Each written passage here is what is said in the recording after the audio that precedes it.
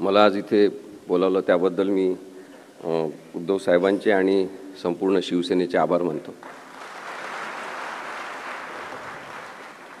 बरेच जण सांगतात की वकिलांनी कोर्टात बोलावं, बाकीच्या ठिकाणी बोलू नये, पण माझं असं स्पष्ट मत आहे की कायदा जर लोकांसाठी असेल तर तो लोकांमध्ये सुद्धा बोलला गेला पाहिजे। आज जनतेचं न्यायालय आयोजित करण्याला आणखी एक वेगळी किनार सुद्धा आहे की आज ज्यांनी न्याय तत्वावर आधारित अनेक निर्णय दिले ते देताना न्यायाधीशांना मार्गदर्शन केलं। ज्यांचं मार्गदर्शन न्यायाधीश घ्यायचे सर्वोच्च न्यायालयातले आणि उच्च न्यायालयातले सुद्धा, त्या नानी पालखीवालांचा आज जयंती दिवस आहे। आज या कार्यक्रमामध्ये या जनता न्यायालयात वेगळ्या बाजू नाही आहेत, केवळ सत्याची बाजू आहे। ही सत्याची बाजू मांडत असताना आपल्या सगळ्यांच्या मनात स्पष्टता असली पाहिजे की आपण अपात्रतेच्या सुनावणीबद्दलचा कायदा, त्यामध्ये झालेला न्याय आणि अन्याय आणि या निर्णयाच्या कायदेशीर बाबींचं विश्लेषण करण्यासाठी इथं जमलेलो आहोत। भारतातल्या प्रत्येक नागरिकाला उच्च न्यायालयात, सर्वोच्च न्यायालयात दिलेल्या निर्णयाचं विश्लेषण करण्याचा पूर्ण हक्क आहे। त्याच्यामधून कोणत्याही न्यायालयाचा अवमान होत नाही। त्यामुळे शिवसेनेने हा कार्यक्रम आयोजित केला, त्याच्याबद्दल त्यांचे मी जास्त आभार मानतो की या निमित्ताने नागरिकांनी आता न्यायालयाच्या अनेक निर्णयांचं विश्लेषण जाहीरपणे, अत्यंत साध्या सोप्या भाषेत स्पष्टपणे आणि कोणतीही चुकीची असभ्यतेची भाषा न वापरता करणं सुरू करावं। कारण की न्यायालय एक व्यवस्था म्हणून आणि यंत्रणा म्हणून सुद्धा दबावाखाली घेण्यात आलेली आहे, हे वास्तव आपल्याला विसरून चालणार नाही।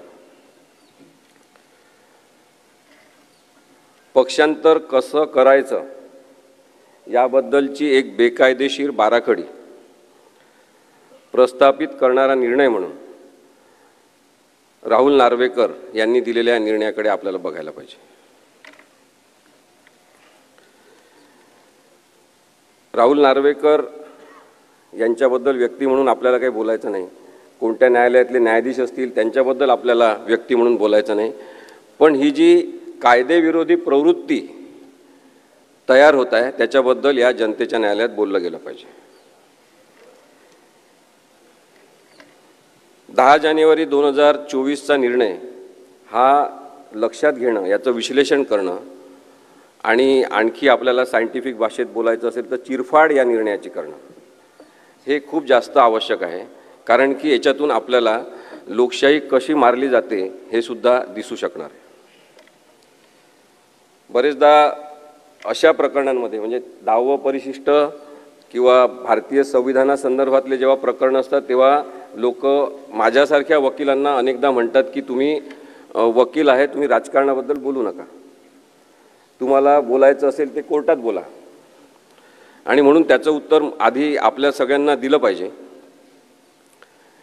की भारतीय संविधान हे एक राजकीय डॉक्युमेंट आहे, पॉलिटिकल डॉक्युमेंट आहे, पॉलिटिकल पॉलिसी डॉक्युमेंट आहे की भारत एक राज्यव्यवस्था म्हणून कशा पद्धतीने चालेल याबद्दलचं विस्तृत विवेचन करणारं पॉलिटिकल डॉक्युमेंट आहे। भारत हा देश आपण जेव्हा पाहतो नकाशा तेव्हा त्याच्यावर लिहिलं असते पॉलिटिकल मॅप ऑफ इंडिया, तो सुद्धा पॉलिटिकल देश हा सुद्धा पॉलिटिकल अस्तित्व असलेला आहे। आणि त्यानंतर आपण आहोत सगळेजण नागरिक आणि मतदार, जे आपण नागरिक असल्यामुळे आणि नागरिक असणं सुद्धा एक राजकीय संकल्पना आहे। त्यामुळे माझं असं स्पष्ट मत आहे की प्रत्येकाने, प्रत्येक व्यवसायातल्या प्रत्येक सुशिक्षित व्यक्तीने राजकारणाबद्दल बोललं पाहिजे। हा विषय तर संपूर्ण राजकारणाचा आहे की 10व परिशिष्टच राजकारणाबद्दल आहे की पात्र कोण आणि अपात्र कोण, आणि त्यामुळे चूक कोण आणि बरोबर कोण हे ठरवत असताना एक बाजू घेणं आवश्यक आहे आणि ती सत्याची बाजू असली पाहिजे। माझी जेव्हा उद्धव साहेबांची भेट झाली पहिल्यांदा, ते म्हणाले की तुम्ही टीव्ही चॅनलवर आमची बाजू चांगली मांडता, तेव्हा मी त्यांना सांगितलं की मी तुमची बाजू मांडत नाही आहे, तुम्ही संविधानाच्या बाजूने आहात।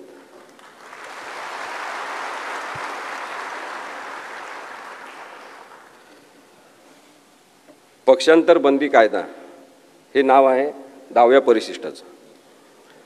कोणीही सामान्य माणूस आज पक्षांतर बंदी कायद्याबद्दल जाणून आहे, त्याला माहिती झालं आहे की पक्षांतर बंदी कायदा काय आहे, आणि त्यासाठी एकनाथ शिंदे, त्यांना फूस लावणारे देवेंद्र फडणवीस, या सगळ्यांचे आपण आभार मानले पाहिजे की कायदेविषयक प्रबोधन एवढ्या मोठ्या प्रमाणात त्यांनी घडवून आणलं. 10व्या परिशिष्टामध्ये पक्षांतर बंदी कायदा जो आहे त्याचं स्पष्ट नाव आहे पक्षांतर बंदी कायदा. पक्षांतर सोप्या पद्धतीने करण्यासाठीचा कायदा असं काही त्याचं नाव नाही. यामध्ये संविधानिक नैतिकता आणण्याचा जो प्रयत्न राजीव गांधींनी 1985 साली केला की लोक कोणत्याही पक्षातून उठून कधी पण कोणत्या पक्षात जात होते, त्यामुळे अस्थैर्य निर्माण होत होतं आणि राजकीय अस्थैर्य निर्माण होऊ नये आणि राजकीय पक्ष चालवणाऱ्या लोकांना सतत वॉचमनची भूमिका करावी लागू नये, विश्वासार्हता असली पाहिजे, प्रामाणिकता असली पाहिजे, आपल्या पक्षाची एकनिष्ठा असली पाहिजे, ज्याच्यामुळे तो एक कमी महत्त्वाचा असलेला विषय बाजूला राहील आणि महत्त्वाचा विषय म्हणजे राज्य प्रशासन ते चांगल्या प्रकारे चालवता येईल. या उद्देशाने पक्षांतर बंदी कायदा 1985 साली अस्तित्वात आला. त्याच्यामधलं परिच्छेद 1B, 1A, 1B हे दोन अत्यंत महत्त्वाचे आहे. 1B मध्ये सांगितलेलं आहे की लेजिस्लेचर पार्टी म्हणजे काय. लेजिस्लेचर पार्टी म्हणजे विधिमंडळ पक्ष म्हणजे काय. विधिमंडळ पक्ष आणि दुसरी 1C मध्ये व्याख्या केलेली आहे की ओरिजिनल पॉलिटिकल पार्टी म्हणजे मूळ राजकीय पक्ष म्हणजे काय. ओरिजिनल पॉलिटिकल पार्टी जी आहे ती जननी आहे त्या पॉलिटिकल पार्टीची. सगळेजण जे अस्तित्वात असतात ते त्या राजकीय पक्षाचे सदस्य असतात. आणि लेजिस्लेचर पार्टी जी आहे विधिमंडळ पक्ष आमदारांनी निवडून आल्यावर तयार झालेला विधिमंडळ पक्ष असतो. विधिमंडळ पक्षाचं आयुष्य हे 5 वर्षाचं असते, कारण की 5 वर्षानंतर ते लोक बदलतील, काही जण पुन्हा निवडून येतील, पण नवीन विधिमंडळ पक्ष तयार होईल. त्यामुळे विधिमंडळ पक्ष ही अस्थायी स्वरूपाची व्यवस्था आहे आणि म्हणून कायद्यामध्ये विधिमंडळ पक्षाला महत्त्व नाही. जो मूळ राजकीय पक्ष आहे त्याला महत्त्व आहे. आपल्या बाबतीत पाहायचं असेल तर मूळ राजकीय पक्ष शिवसेना आहे, बाळासाहेब ठाकरेंनी स्थापन केलेला आहे, त्यांच्या सहीने रजिस्ट्रेशन झालेलं आहे. आणि त्यामुळे मूळ राजकीय पक्ष हा पक्ष चालवेल. विधिमंडळ पक्ष हे आमदार म्हणून निवडून आलेल्या लोकांचा जो पक्ष आहे त्याच्यावर सुद्धा नियंत्रण ठेवण्याचे सगळं कायद्यानुसार हे राजकीय मूळ राजकीय पक्षाला आहे, ओरिजिनल पॉलिटिकल पार्टीला आहे. एवढं ते सोपं आहे. आता या दोन व्याख्या पाहिल्यावर आपल्या लक्षात आलं असेल की अस्थायी स्वरूपाची जी व्यवस्था आहे ती विधिमंडळ पक्ष आहे. म्हणजे एकनाथ शिंदे आणि त्यांच्यासोबत पळून गेलेले जे लोक आहेत ते या अस्थायी स्वरूपाच्या 5 वर्षाचं आयुष्य असलेल्या विधिमंडळ पक्षाचे सदस्य होते. काही जण अर्थात त्याचे राजकीय पक्षाचे सुद्धा सदस्य असतील, पण ते विधिमंडळ पक्ष म्हणून तेवढंच महत्त्व आहे जेवढं कायद्यामध्ये सांगितलेलं आहे. याच्यामध्ये आणखी पुढचा भाग आहे तो आहे 2(1)A आणि 2(1)B. मी आपल्याला अत्यंत सोप्या भाषेत कायदा समजून सांगण्याचा प्रयत्न करतो आहे, कारण की या जनता न्यायालयाचा उद्देश हा सुद्धा आहे असं मला वाटते की आपण सगळ्यांनी, इथं बसलेल्या सगळ्यांनी महाराष्ट्रातल्या प्रत्येक ठिकाणी या केसबद्दल, या निकालाबद्दल आपण विश्लेषण अत्यंत सभ्य भाषेत सगळ्यांना सांगितलं पाहिजे. 2(1)A आहे की स्वतःहून राजकीय पक्ष सोडणे. कोणाला स्वतःहून राजकीय पक्ष सोडायचा असेल तर त्यांना तशी मुभा आहे. म्हणजे कोणाला वाटत असेल की या पक्षामध्ये हुकुमशाही आहे तर ते पक्ष सोडू शकतात. कुणाला वाटत असेल की हिंदुत्व या पक्षाने सोडून दिलेला आहे तर ते पक्ष सोडू शकतात. त्या आधारे मात्र ते पक्ष सोडल्यावर डिस्क्वालिफाय होतात, म्हणजे अपात्र होतात. ते आमदार म्हणून राहण्यासाठी पात्र ठरत नाही. 2(1)B आहे त्याच्यामध्ये सांगितलेलं आहे की जर पक्षाचा आदेश ज्यांनी दिला पाहिजे अशा व्हीपची नेमणूक मूळ राजकीय पक्षाच्या नेत्यांनी केली असेल आणि त्यांनी एखाद्या मीटिंगसाठी बोलावलं असेल किंवा विधिमंडळाच्या कामकाजामध्ये मतदानाच्या संदर्भातला व्हीप काढला असेल तर त्याचं पालन केलं पाहिजे. विधिमंडळ पक्षाच्या आमदारांवर ही जबाबदारी आहे की त्यांनी त्या पक्षाच्या आदेशाचं पालन केलं पाहिजे, कारण पक्षाची शिस्त असली पाहिजे आणि त्या शिस्तीचा संदर्भ हा आपल्या राजकीय स्थैर्याशी असल्यामुळे तशा पद्धतीने रचना करण्यात आलेली आहे. मग कोणी जर व्हीपचं पालन केलं नाही किंवा एखाद्या पक्षाच्या महत्त्वाच्या मीटिंगला बोलवलेलं असतानाही गेलं नाही तर तशा आधारे अपात्रता त्यांच्यावर येऊ शकते. परिच्छेद 3 जो आहे या 10व्या शेड्यूलमधला, त्याच्यामध्ये असं होतं की स्प्लिट म्हणजे उभी फूट झाली असेल की अर्धे लोक तिकडे अर्धे लोक इकडे असं गेलं असेल तर आधी त्या संदर्भात त्यांना संरक्षण असायचं की तुम्ही अर्धे लोक फुटून गेलेले, त्याच्यामुळे तुम्हाला कोणाला अपात्र करता येणार नाही. परंतु नंतर कायदेशीर सुधारणा जेव्हा झाली तेव्हा परिच्छेद 3 हे डिलीट करण्यात आलं. त्यामुळे आता कोणालाही स्प्लिट आम्ही केलेला आहे, आम्ही पक्ष सोडून सगळेजण गेलेलो आहे, आम्ही जास्त संख्येने गेलेलो आहे, त्याच्यामुळे आम्हाला संरक्षण आहे, आम्हाला अपात्र ठरू नका असं म्हणण्याचा कोणताही अधिकार कोणाला राहिलेला नाही. मग आता जर पक्ष सोडला असेल कोणी तर त्यांना हक्क काय आहे की ते एका दुसऱ्या राजकीय पक्षामध्ये त्वरित विलीन होऊ शकतात. ते एखादा आपला गट स्थापन करून त्या गटाला गट म्हणून मान्यता, राजकीय गट म्हणून मान्यता मिळवून नंतर एखादा राजकीय पक्ष काढू शकतात. पण आपल्याला हे माहिती आहे की एकनाथ शिंदे आणि त्यांच्यासोबत मी पळून गेलेले असंच म्हणतो नेहमी, पळून गेलेल्या आमदारांनी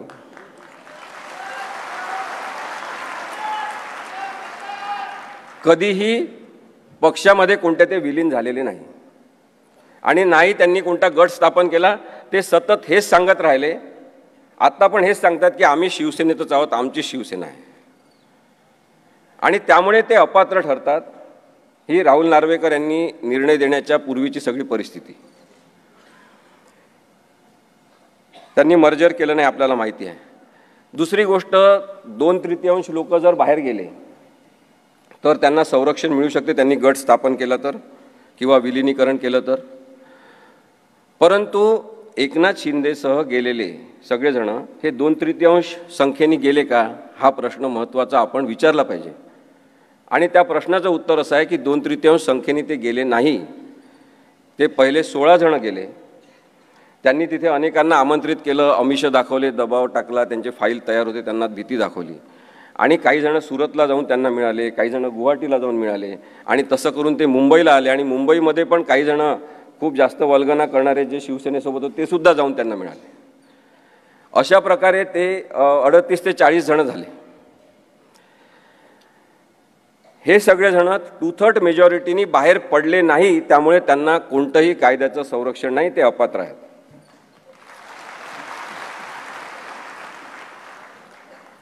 आता पॅरेग्राफ 5 जो आहे या कायद्याचा, त्याच्यामध्ये एक्सेप्शन्स दिलेले आहेत की कोणत्या परिस्थितीत अपात्र ठरणार नाही. त्याच्यामध्ये आता मी जे सांगितलं तेच लिहिलेलं आहे, पण एक महत्त्वाचा मुद्दा त्याच्यामध्ये आहे आणि तो आपण राहुल नार्वेकर यांच्या बाबतीत लक्षात घेतला पाहिजे. जेव्हा एखाद्याची विधानसभा अध्यक्ष म्हणून नेमणूक होते तेव्हा त्यांनी तटस्थ वागलं पाहिजे, पक्षनिरपेक्ष वागलं पाहिजे आणि प्रामाणिकपणे राहिलं पाहिजे, अशी अट कायद्याला अपेक्षित आहे. असं कायद्याला अपेक्षित आहे की हा माणूस आता निरपेक्ष वागेल, पक्षाशी याचा संबंध नाही.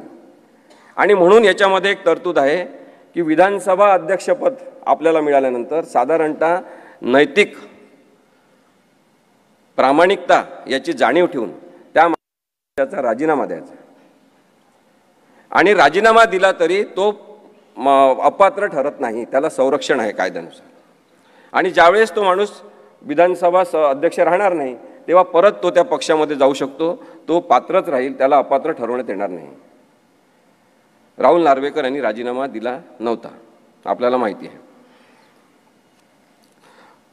पॅरा 6 हा एक महत्त्वाचा सांगतो आणि मग मी पुढचं ज्या घडामोडी आहेत त्या आपण कायदेशीर दृष्टिकोनातून आपल्यासमोर मांडतो. पॅरेग्राफ 6 जो आहे त्याच्यामध्ये सांगितलेलं आहे की विधानसभेच्या संदर्भात किंवा 10 शेड्यूलच्या संदर्भात कोणी अपात्र ठरू शकतात का किंवा अपात्र ठरवले गेले पाहिजे का, या संदर्भातला मुद्दा जेव्हा तयार होईल तेव्हा त्याची सुनावणी विधानसभा अध्यक्षांसमोरच झाली पाहिजे, असं पॅरेग्राफ 6 मध्ये म्हटलेलं आहे. आणि त्यामुळे सेपरेशन ऑफ पॉवर्स याला आपण म्हणतो की शक्तीचं विकेंद्रीकरण केलेलं आहे. आणि त्यामुळे सर्वोच्च न्यायालयाने तो नैतिकतेचा टेंबा लावून असं सांगितलं की आम्ही हा निर्णय घेणार नाही, हा निर्णय विधानसभा अध्यक्षांनी घेतला पाहिजे. म्हणजे एक प्रकारे त्यांनी विधानसभा अध्यक्षांना कायदेशीर अधिकार आहे आणि संविधानिक अधिकार आहे हा निर्णय घेण्याचे, त्यामुळे त्यांनी तो निर्णय घ्यावा असं सांगताना ज्या गोष्टी जाहीर केलेल्या आहेत त्यासुद्धा पाहणं महत्त्वाचं आहे. विधानसभा अध्यक्षांनी सुप्रीम कोर्टच्या या सगळ्या निर्णयाचा त्यांना अधिकार अपात्रतेचे तुम्ही वापरा आणि तुम्ही अपात्र म्हणून जाहीर करा हे सांगितलं विश्वासाने. त्याचा विश्वासघात सुप्रीम कोर्टाचा कसा केलेला हे सुद्धा मी पुढे सांगणार आहे. आता हा कायदा झाला, एवढं सगळ्यांना समजलं असेल. आता या कायद्याचा अर्थ कसा काढायचा? जेव्हा एखादी शंका निर्माण झाली, एखादी गडबड झाली किंवा एखादी अशी परिस्थिती अपात्रतेसंदर्भातली निर्माण झाली, तर या कायद्याचा अर्थ कसा काढायचा? कोणताच कायदा असं म्हणत नाही की तुमच्या मनाला वाटेल तसा अर्थ काढा. कायद्याचे अर्थ काढण्यासाठी आम्हाला इथे काही वकील पण बसले, त्यांना माहिती असेल की कायद्याचा अर्थ कसा काढायचा या संदर्भात आम्हाला लॉ कॉलेजमध्ये शिकवलं जाते. आणि ते काय शिकवलेलं असते की इंटरप्रिटेशन ऑफ स्टॅच्यूट म्हणून कायदा असतो. जेव्हा कायद्याचा अर्थ अस्पष्ट आहे किंवा त्याचे अर्थ काढण्याची गरज आहे, तेव्हा अर्थ कसा काढायचा याच्यासाठी इंटरप्रिटेशन ऑफ स्टॅच्यूट नावाचा की कायद्याचे अन्वय अर्थ काढण्याच्या संदर्भातले नीतिनियम असलेला मॅक्सवेल यांचं एक पुस्तक आहे. ते साधारणतः आम्ही रेफर करतो आणि त्याच्यामध्ये सांगितलेलं आहे की आधी जसा कायदा सांगितलेला आहे तसाच कायदा, ज्या शब्दात म्हटलेला आहे ना तसाच कायदा, त्याचा काही अर्थबिर्थ काढायचा नाही. समजा त्याच्यातून काही कळत नसेल तर मग त्या कायद्याचा उद्देश काय, रिझन आणि ऑब्जेक्टिव्ह असं आम्ही त्याला म्हणतो की तो कायदा करण्याचा उद्देश काय तो लक्षात घ्यायचा आहे. मग आता पक्षांतर बंदी कायद्याचा उद्देश काय आहे? पक्षांतर थांबवणं हा उद्देश आहे. पक्षांतर कोणी करू नये हा उद्देश आहे. त्याच अर्थाने त्याचे अर्थ काढले गेले पाहिजे कायद्याचे. चौथा आहे की डायरेक्टिव्ह प्रिन्सिपल्सच्या आधारे आपण त्याचे अर्थ काढले पाहिजे. पाचवा आहे की बेसिक स्ट्रक्चर जे कॉन्स्टिट्यूशनचं आहे त्याच्यामध्ये मूलभूत ढाच्यामध्ये काय अपेक्षित आहे तो संविधानाचा उद्देश लक्षात घेऊन अर्थ काढला पाहिजे. आणि पाचवा आहे की एक सर्वसमावेशक व्यापक असा अन्वयार्थ काढला पाहिजे, त्याला होलिस्टिक अप्रोच असं कायद्यात म्हणतात, तो घेतला पाहिजे आणि त्याच्यानुसार कायद्याचे अर्थ काढले पाहिजे. आता या सगळ्या 4-5 तत्वांवर राहुल नार्वेकर यांनी आपली बुद्धिमत्ता लावली आहे का हे बघा. ते पण लॉ ग्रॅज्युएट आहेत, कोणत्या कॉलेजमध्ये शिकले, कशा प्रकारे अर्थ काढले. सगळेच जे अशा प्रकारच्या ट्रिब्युनलवर बसणार आहेत, अनेक जण जे न्यायाधीश होणार आहेत, ते असे वागणार असतील तर मग कायद्यावर विश्वास राहील का, हा सुद्धा विचार आपल्याला करण्याची गरज आहे. अपात्रतेचे हे प्रकरण थेट अध्यक्षांकडे गेलेलं नव्हतं, हे आपण समजून घ्या. अपात्रतेचं हे प्रकरण थेट अध्यक्षांकडे गेलं असतं तर कदाचित त्याचा अर्थ आपल्या मनाने त्यांनी जसा काढलाय तसं काढणं आणखी जास्त सोपं झालं असतं. पण हे प्रकरण थेट त्यांच्याकडे गेलेलं नाही, तर हे आधी सर्वोच्च न्यायालयात प्रकरण गेलं. मग सर्वोच्च न्यायालयाने जे निरीक्षणं नोंदवलेले आहेत ते बघितले पाहिजे आपण आणि त्याच्यानुसार आपल्याला विचार करता आला पाहिजे. आणि तो राहुल नार्वेकर यांनी करण्याची जबाबदारी त्यांच्यावर होती. सर्वोच्च न्यायालयाने सांगितलं की अध्यक्षांचा निर्णय म्हणजे राहुल नार्वेकर हे जे अध्यक्ष झाले त्यांनी जो निर्णय घेतला आणि त्याच्यामध्ये शिवसेना आपले ते एकनाथ शिंदे यांना लीडर म्हणून मान्यता दिली, तो निर्णय बेकायदेशीर आहे असं 123 नंबरच्या परिच्छेदामध्ये सुप्रीम कोर्टाने म्हटलेलं आहे. 156 नंबरच्या परिच्छेदामध्ये म्हटलेलं आहे सुप्रीम कोर्टाने की इलेक्शन कमिशन ऑफ इंडियाने काही निर्णय दिला ही केस सुरू असताना आणि त्याच्यानंतर हे अध्यक्षांकडे प्रकरण गेलं असेल तरी इलेक्शन कमिशन ऑफ इंडियाने जो काही निर्णय दिला असेल, शिवसेना कोणाची धनुष्यबाण कोणाचं, याचा कोणताही प्रभाव स्वतःवर न ठेवता अध्यक्षांनी निर्णय घ्यायचा आहे. परिच्छेद 206D याच्यामध्ये सांगितलेलं आहे की विधिमंडळ पक्ष व्हीप नियुक्त करू शकत नाही. विधिमंडळ पक्ष म्हणजे कोण? निवडून आलेले आमदार, ते ठरवू शकत नाही व्हीप कोण आहे. त्यांनी स्पष्टपणे सांगितलं की मूळ राजकीय पक्ष व्हीप नेमू शकतात. अध्यक्षांनी ओरिजिनल राजकीय पक्षांनी नियुक्त केलेलाच व्हीप मान्य केला पाहिजे. 111 आणि 110 परिच्छेद जे आहेत सर्वोच्च न्यायालयाच्या निर्णयाचे, त्याच्यात त्यांनी सांगितलं की 10व्या परिशिष्टाच्या संदर्भात निर्माण झालेला अपात्रतेचा राजकीय पक्षाने म्हणजे उद्धव ठाकरे यांनी नेमलेला व्हीप कोण, त्या आधारेच निर्णय झाला पाहिजे. एवढं स्पष्ट सांगितलेलं आहे. 119वा परिच्छेद, मी थोडंसं हे कायदा काही खूप इंटरेस्टिंग करता येत नाही पण आपल्याला आज या न्यायालयामध्ये हे समजून घ्यायचं आहे. खरं तर एकनाथ शिंदे नंतर राहुल नार्वेकर त्यांच्या मागे एक ताकद म्हणून उभे असलेले देवेंद्र फडणवीस यांनी हा कायदा फार इंटरेस्टिंग केलेला आहे. पण त्या घडामोडींच्या पलीकडे कायदा आपल्याला समजून घ्यायचा आहे. त्यामुळे आपण हे समजून घेतलं पाहिजे की 119व्या परिच्छेदामध्ये काय म्हटलेलं आहे की 3 जुलै 2022 रोजी भरत गोगावले यांना अध्यक्षांनी शिवसेनेचा व्हीप म्हणून मान्यता दिली. तो निर्णय बेकायदेशीर आहे असं सर्वोच्च न्यायालयाने सांगितलं. त्यांनी कारण दिलेलं आहे, कारण एका फुटलेल्या गटाने कारण एका फुटलेल्या गटाने केलेल्या ठरावाच्या आधारे नियुक्ती हा राजकीय पक्षाचा निर्णय नव्हता असं सांगितलेलं आहे.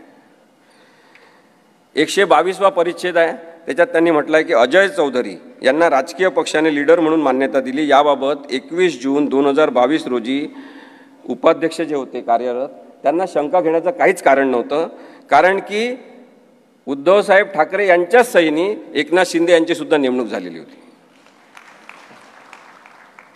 त्यामुळे अजय चौधरी यांना राजकीय पक्षाने लीडर म्हणून नेमणूक केली, त्याला त्यांनी जेव्हा उपाध्यक्ष असलेल्या व्यक्तीने मान्यता दिली तो निर्णय बरोबर होता असं सुद्धा सर्वोच्च न्यायालयाने सांगितलेलं आहे.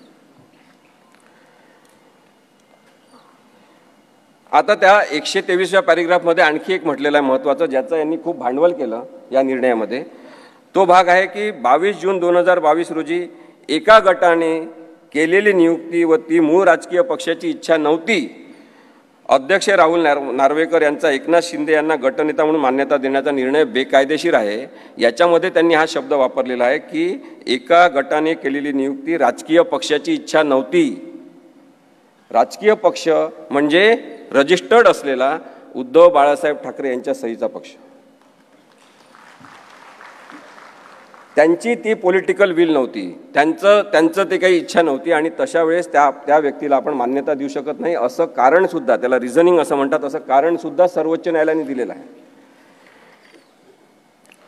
206B मध्ये त्यांनी सांगितलं की आता या सगळ्या प्रकरणाचा निकाल अध्यक्षांनी घेतला पाहिजे असं त्यांनी सांगितल्यावर त्यांनी पुढे म्हटलेलं आहे 206B मध्ये की अध्यक्षांनी वाजवी कालावधीमध्ये या प्रकरणाचा निकाल लावला पाहिजे. वाजवी कालावधी म्हणजे रिझनेबल टाईम. रिझनेबल टाईम काय असेल याच्या संदर्भातले 2-3 केसेसचे पुरावे देण्यात आले न्यायालयामध्ये. त्याच्यामध्ये त्यांनी सांगितलेलं होतं की साधारणतः 3 महिन्याचा कालावधी हा वाजवी कालावधी असू शकतो, त्यापेक्षा जास्त कालावधी लागायला नको. माझं तर वकील म्हणून असं म्हणणं होतं तेव्हापासून की हा निर्णय तर जसं आपण ते मॅगी फूड तयार करतो ना, पटकन टाकलं की मॅगी तयार, तसा तयार असलेला निर्णय होता. पण केवळ संविधानिक तरतुदीनुसार अध्यक्षांनी जाहीर करायचा अपात्र कोण आहे, त्यामुळे त्यांच्याकडे तो निर्णय सोपवण्यात आला होता. पण त्यांनी त्याच्यामध्ये खूप मोठ्या प्रमाणात राजकारण केलं जे संविधानाला आणि 10व्या परिशिष्टाला अपेक्षित नाही. राहुल नार्वेकर यांना पुढे करून राहुल नार्वेकर यांच्या मदतीने राजकारण करणारे सगळेजण लोकशाही द्रोही आहेत.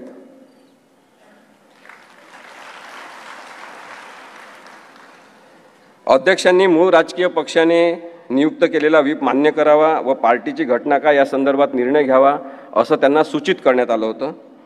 चौकशी करावी असं म्हटलं तर इन्क्वायरी करावी आणि त्या इन्क्वायरीचा अर्थ त्यांनी असा घेतला की साक्षी पुरावे घेतले पाहिजे आणि मग त्यांनी एका जनरल मॅजिस्ट्रेट कोर्टात चालतात तसे पुरावे, साक्षीदार बोलवले, पुरावे घेतले, जेव्हा की या कायद्याची समरी प्रोसिडिंग चालली पाहिजे अशीच कायद्याची अपेक्षा आहे. कोर्टाने म्हटलेलं आहे की आम्ही हे सगळे निर्णय दिले, मी तुम्हाला जे आता वाचून दाखवले त्या निर्णयांच्या प्रिन्सिपल्सवर अध्यक्षांनी निर्णय घ्यायचा. हे जे ज्युडिशियल प्रिन्सिपल्स आम्ही सेट केलेले आहे याच्या आधारे तुम्हाला निर्णय द्यायचा आहे असं सुद्धा या निर्णयामध्ये नमूद करण्यात आलेलं आहे. या निर्णयामध्ये एक आणखी घटक आहे जो अत्यंत महत्त्वाचा किंवा तसं पाहिलं तर फालतू माणूस पण महत्त्वाचा म्हणजे महत्त्वाच्या पदावर बसलेला, ते म्हणजे आपले राज्यपाल.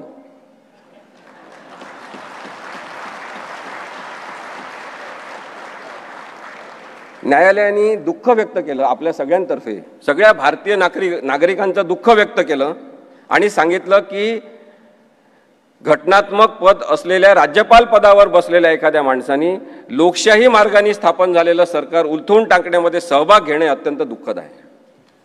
अशा प्रकारची तारीफ या राज्यपालांची केलेली आहे.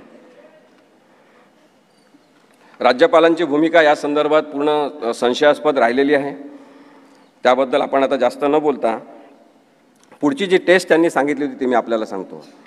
त्यांनी सांगितलं की आमच्या नोट्स रेफर करून निर्णय दिला पाहिजे, ते प्रिन्सिपल पाळलं पाहिजे आणि म्हणून ट्रिपल टेस्ट म्हणजे त्रिसूत्री एक निकषांची ती पुढे आली. त्याच्यामध्ये असं आहे की पार्टीची घटना काय, नेतृत्व रचना काय म्हणजे लिडरशिप स्ट्रक्चर काय आहे आणि विधिमंडळातील बहुमत काय आहे. याच क्रमाने जर लक्षात घ्यायचं असेल तर मग पहिले पार्टीची घटना लक्षात घेतली पाहिजे असं म्हणून त्यांनी एक नवीन प्रकार काढला. त्यांनी इलेक्शन कमिशन ऑफ इंडियाला पत्र पाठवलं. त्यांना जेव्हा सर्वोच्च न्यायालयाने निर्णय दिला त्याच्यानंतर ते काहीच करत नव्हते आणि जवळपास 1.5 महिन्यांनी त्यांनी त्या इलेक्शन कमिशनकडे पत्र पाठवून विचारणा केली की यांची घटना काय आहे. कदाचित तोपर्यंत ठरलं असेल की यांनी विचारायचं आणि त्यांनी काय सांगायचं. ही कॉन्स्पिरसी आपण लक्षात घेतली पाहिजे की न्यायिक व्यवस्थापन करण्यासाठी म्हणून तुम्ही बसलेले असता तेव्हा तुम्हाला कॉन्स्पिरसी करण्याचा हक्क नाही आहे. आणि म्हणून मी मगाशी सांगितलं की जे कायद्यात लिहिलेलं आहे तशाच प्रकारचा अर्थ काढला गेला पाहिजे. नेतृत्व रचना काय आहे हे सुद्धा त्या घटनेच्या आधारे पाहिलं पाहिजे. त्यांनी 1999चीच घटना गृहीत धरली. त्याच्याबद्दल ॲडव्होकेट अनिल परब साहेब बोलतील आपल्याशी, ते सगळे पुरावे दाखवतील आपल्याला की कशा पद्धतीने हा खोटेपणा शिजलेला आहे. आता याच्यामध्ये तिसरा मुद्दा जो आहे विधिमंडळ पक्षातील बहुमत. राहुल नार्वेकर यांनी विधिमंडळ पक्षातील बहुमत महत्त्वाचं आहे हेच मानून निर्णय दिला. जेव्हा की विधिमंडळ पक्ष म्हणजे सर्व काही नाही, 5 वर्षाचा अल्प आयुष्य असलेली ती एक अस्थायी स्वरूपाची मंडळाची बॉडी आहे. सुप्रीम कोर्टाने त्यांच्या निर्णयात हे सांगितलं होतं. माझे मित्र ॲडव्होकेट रोहित शर्मा इथे आहेत, त्यांना पण माहिती आहे की बहुमत म्हणजे काय हे सांगत असताना जेव्हा बहुमताचाच एक डिफेन्स करण्यात आला तयार, तेव्हा सर्वोच्च न्यायालयाने सांगितलं की केवळ बहुमत महत्त्वाचं नाही, ते जे बहुमत आहे त्याला लीगल आयडेंटिटी काय आहे, कायदेशीर नाव काय आहे त्या बहुमताचं. या बहुमताचं कायदेशीर नाव काय आहे? एकनाथ शिंदे यांच्यासोबत पळून गेलेले, पक्ष फोडलेले, अजून काय ओळख आहे. आणि त्यालाच बहुमत मानून यांनी निर्णय दिलेला आहे. राहुल नार्वेकर म्हणतात एकीकडे मग नंतर की इंटर पार्टी डिस्प्यूट आहे, हे पक्षांतर्गत आहे. आपण हे समजून घेतलं पाहिजे की राहुल नार्वेकर यांनी असं निरीक्षण नोंदवणं आणि तुम्ही सुद्धा अपात्र नाही, तुम्ही सुद्धा अपात्र नाही, सगळेजण आपल्या घरी जा, अशा पद्धतीचा निर्णय देणं हा सर्वोच्च न्यायालयाचा घोर अपमान आहे. कारण की सर्वोच्च न्यायालयाने 10व्या परिशिष्टाची केस म्हणून ही चालवलेली आहे. वयाने अत्यंत ज्येष्ठ आणि सिनियर असलेले 5 न्यायाधीश एकत्र बसतात, 5.5 महिने हिअरिंग घेतात, 10व्या परिशिष्टाची केस म्हणून ही चालवतात. तुम्ही इथे म्हणता की 10व्या परिशिष्टाची केस नाही, इंटर पार्टी डिस्प्यूट आहे आणि इंटर पार्टी डिस्प्यूट असल्यामुळे 10वं परिशिष्ट लागूच होत नाही. याच्याबद्दल महाराष्ट्रातल्या सगळ्या लोकांनी प्रश्न विचारला पाहिजे. हा इंटर पार्टी डिस्प्यूट नाही आणि तरीसुद्धा अशा प्रकारचा निर्णय दिलेला आहे. आता असाच निर्णय होणार आहे असं महाराष्ट्रातल्या सगळ्या लोकांना माहीत होतं. हे या न्यायालयाचं परत एक वैशिष्ट्य आहे. एकूण एक लहानात लहान गावातल्या माणसाला माहीत होतं की असाच निर्णय होणार. मी जिथे जिथे जायचो, आमची निर्भय बनवची सभा असायची, तेव्हा तुम्ही काही सांगावं ते उद्धव साहेबांच्या विरुद्धच निकाल लागणार. एवढी गॅरंटी लोकांमध्ये बेकायदेशीरते निर्माण झालेली आहे की अन्यायच होणार असं निर्माण झालेलं आहे. हे चित्र काही लोकशाहीसाठी चांगलं आहे का? हा प्रश्न महाराष्ट्रातल्या संपूर्ण जनतेने विचारला पाहिजे असं माझं मत आहे. अन्याय होणार, चुकीचेच होणार, हा जो लोकांचा विचार होता त्याचा अपेक्षाभंग राहुल नार्वेकर यांनी केला नाही, मात्र लोकशाहीचा अपेक्षाभंग केलेला आहे, संविधानाचा अपेक्षाभंग केलेला आहे. माझं म्हणणं आहे की संविधानाची हत्या केलेली आहे. सर्वोच्च न्यायालयाच्या सगळ्या निकाल आणि निकषाचा त्यांनी अपमान केलेला आहे. संविधानिक उद्देशाचा त्यांनी चिंधड्या उडवलेल्या आहे. मी उद्धव साहेबांसमोर सुद्धा हे सांगायला मागे पुढे बघणार नाही, कारण मला काही प्रॉब्लेम नाही आहे तसं म्हणण्यामध्ये सुद्धा की हा केवळ उद्धव साहेबांचा प्रश्न नाही. ही केस म्हणजे काय केवळ शिवसेनेचा इथे बसलेल्या लोकांचा प्रश्न नाही. ही केस म्हणजे वाईट प्रवृत्तीचं राजकारण वाढत राहणार हा चिंतेचा जो याच्यातला हे आहे मुद्दा आहे तो आहे. हा लोकशाही समोरचा मुद्दा आहे. आणि म्हणून भीती वाटते आपल्याला, मला भीती वाटते की अशा पद्धतीने जर न्याय होणार असेल, जसं मगाशी संजय राऊत साहेब म्हणाले की सगळ्या वकिलांनी खूप चांगली बाजू मांडली, आमच्यातर्फे सगळे साक्षी पुरावे चांगले देण्यात आले. आता हा काळच राहणार नाही की काय की कोणीतरी खूप हुशार असेल पण तरी त्याच्या बाजूने विरुद्ध निकाल लागेल आणि बाकी लोक त्याला म्हणतील माहीत आहे किती हुशार आहे, तुमचा तो विरुद्ध निकाल लागला. ही परिस्थिती चांगली नाही आहे. आणि म्हणून मला असं वाटतं की म्हणजे मला खूप त्रास व्हायला लागलेला आहे जेव्हापासून संविधान कळायला लागलेलं आहे. मानसिक त्रासाचा हा मुद्दा होऊ शकतो काही लोकांसाठी ज्यांचं डोकं ठिकाणावर आहे. ज्यांना हे कळते की हा कसा काय निर्णय दिलेला आहे. आणि आता यांच्यापैकीच काही जण 14 केसेस यांच्या विरुद्ध दाखल केल्या. इथे बसलेले काही लोक खाली बसलेले भरत गोगावले यांनी दाखल केले हायकोर्टामध्ये केसेस की या सगळ्या लोकांना अपात्र का केलं नाही. न्यायालयाने अशा प्रकारची केस दाखल करून घेऊ सुद्धा नाही असं माझं म्हणणं आहे. तुम्ही संपूर्ण न्यायव्यवस्थेची कायद्याची थट्टा उडवता का. यांच्यावर खूप मोठा फाईन मारला पाहिजे उच्च न्यायालयाने असं माझं मत आहे.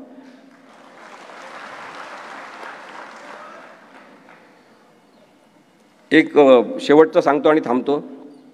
2 मित्र होते आणि ते दोघं जण भेटले पारावर. तर तो मित्र म्हणाला की माझ्या बकरीने अंड दिलं आहे.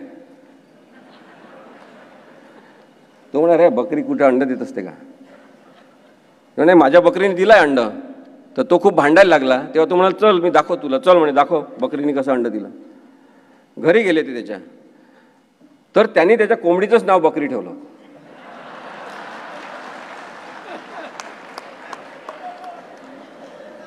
राहुल नार्वेकर यांनी अन्यायाचं नाव न्याय ठेवलेलं आहे.